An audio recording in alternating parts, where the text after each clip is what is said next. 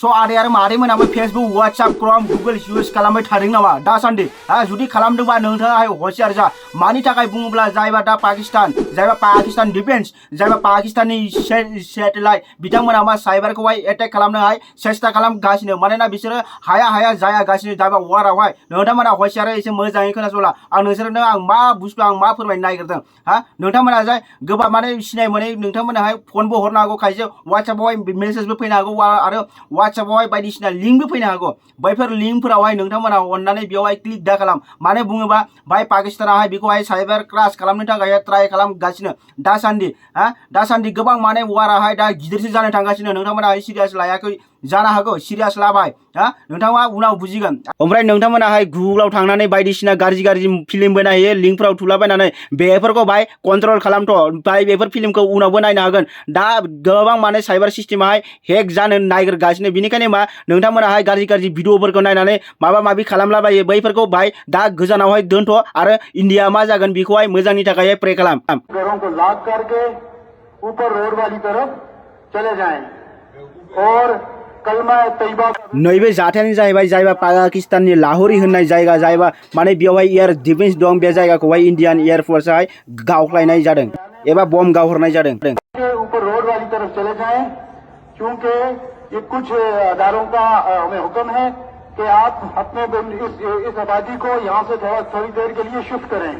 बहुत बहुत शुक्रिया हम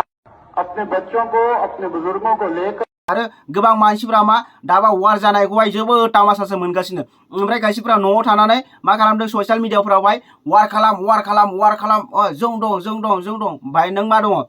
जेब्ला नों बर्डाराव थांगोन जेब्ला नों गावलायहैगोन जेब्ला नों प्लान चलायगोन जेब्ला नों हेलिकप्टार जेब्ला नों एटेक खालामहैगोन जेब्ला नों गोलैगोन ना जेब्ला नोंखौ एटेक खालामहरगोन जेब्ला नों थैगोन ना नों अब्लासो बुजिगोन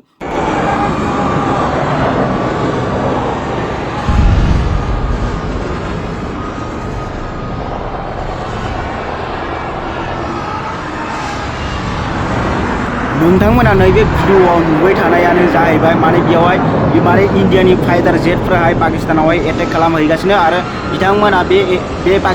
जायबा माने इन्डियानि एयारफोर्स जायबा बे एयारक्राफ्टखौहाय एटेक खालामनो गोबां ट्राय खालामगासिनो बे air defence सिस्टेमजोंहाय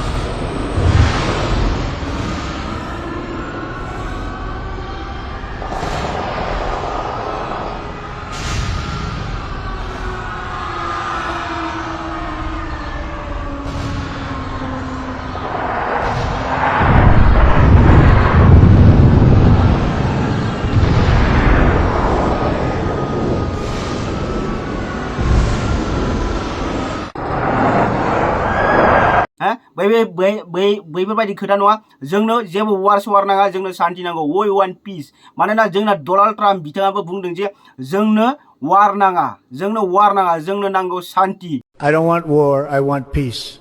But if Pakistan attacks India, I will support India. Erase Pakistan and warn China. I love Indian people. मिथिबायना जोंना बिथां डनाल्ड ट्राम्पआबो बुंदों जायबा आमेरिकानि मिनिस्टार ओमफ्राय गोबां मानसिफोरा न'आव जिरायनानै मा बुंदों वार नांगौ जाहैदों वार नांगौ बिसोरनो वार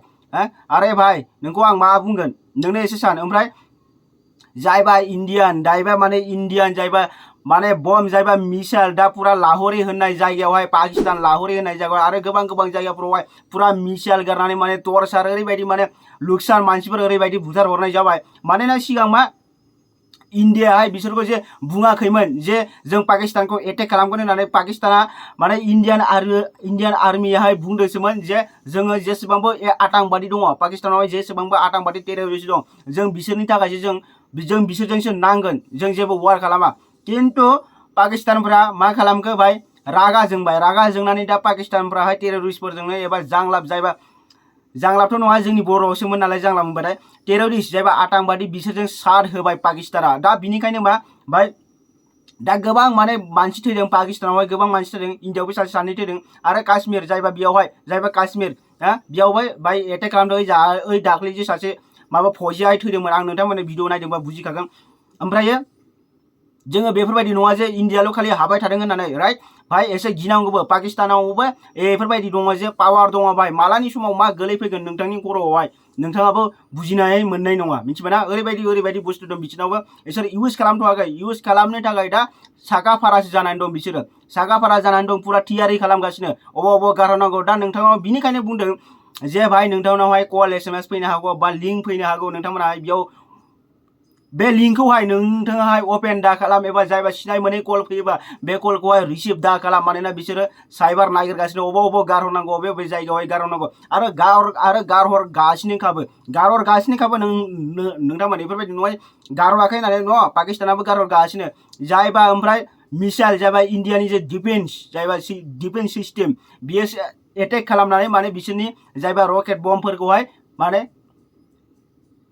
बेखौहाय पुरा माने फ्यूज खालामगासिनो एबा बिसोरनि बमफोरखौहाय बेफ्रुहोगासिनो नङाबा भाई जुदि बे एयार डिफेन्स सिस्टेमा जुदि इन्डियाव गैयाबा भाई दासिमलागै गोबां मानसि थैबायमोन इन्डियावबो नोंथांमोना साननानै ओमफ्राय दा बिसोरो मा एबार बेलेग प्लानिंसो खालामदों गिदिर बुस्थु गारहरनो थाखाय दा ओरैबायदि बुस्थु गारहरगोन बिथांमोनाहाय गारहरनोबो हागौ दे बेफोरबायदि नङा रिस्क गैया आरोना मालानि समाव मा बमाहाय गोलैफैगोन नोंथांनि खर'आव एबा आंनि खर'आवहाय नोंथांनि जायगायाव एबा बाय गुबुन जायगाफोरावहाय बिनिखायनो मा नोंथांमोनखौ बुंदों जे नासा NSA बिथांमोननिफ्रायहाय फोरमायहरदों जे जुदि नोंथांमोनाहाय जुदि फेसबुक WhatsApp गुगल क्रम बायदिसिना इउज खालामबाय थायोब्ला बिनिफ्राय हसेराव था बेफोरखौ इउज दा खालामथ' ओमफ्राय जुदि आरो दावहाया जुदि बांद्राय जुदि गिदिर जालाङोबा भाई नेटआबो बन्द जानो हागौ आरो लाइटआबो बन्द जानो हागौ दा काश्मीर बायदि जायगाफ्रावहाय काश्मीर श्रीनगर बैफोरबायदि जायगाफ्रावहाय पुरा लाइट साइट बन्द पुरा माने नेट सेट बन्द माने पुरा खतम पुरा माने सेस बन्द गोजाखाय ओरैबायदि मा सासनसालि बायदि जानानै दं माने जेबो दावराव दावसि मानसियानो गैला बेवहाय गासिबो माने अबेबा खारखुमानानै थालाजोब्बाय पुरा सुनसान बैफोरबायदि जायगा जानानै दं नोंथांमोना सिरियास लायाखै जानो हागौ भाई एसे सिरियास ला खोथाफोरखौ बुंनायखौ एसे सिरियास ला भाई मालानि समाव पाकिस्ताननि बमाहाय बेयाव गोलैफैगोन जोंबो बेखौबो जों बुंनो हाया जुदि एयार डिफेन्स सिस्टेमाहाय जुदि खामानि होआबा जोंना इन्डियानिहाय अट'मेटिक गोलैफैबाय स' नोंथांमोन बिनिखायनो आं बुङो भाई एसे हसेरै था ओमफ्राय मा बुंगोन आरो आदै आरो मादै मोन नैबे भिडिअखौ एसे शेयार खालामनानै जाहाथे जायबा मिन्थियाखै बैफोरबो एसे नैबे भिडिअखौ नायनानै सोलोंनो हानाय बायदि थेंक इउ स' माच आरो नैबे भिडिअखौ लाइक खालामनानै हो आरो सोरबाबो जुदि गोदान फैदोंब्ला चेनेलखौ साबस्क्राइब खालामनानै हो आरो भिडिअखौ शेयार खालामनानै हो आरो बेफोरबायदि जुदि गोदान आपडेट नांबाय थागौबा नोंथांमोना आंनो बुंबानो जाबाय आं नोंथांनि सिगाङाव गोदान आपडेट लाबोबाय थागोन थेंक इउ स' माच लाभ इउ अल